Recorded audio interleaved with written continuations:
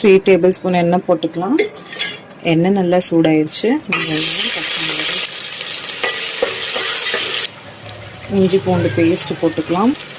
Salt add பண்ணிக்கலாம். 1 tablespoon நல்லா mix பண்ணிக்கலாம்.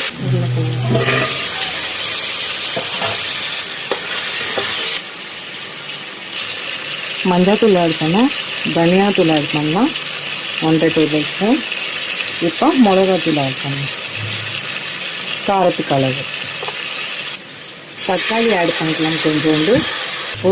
உருளைக்கிழங்கு வேகும்போது சிக்கன் ஆட் பண்ணிக்கலாம்.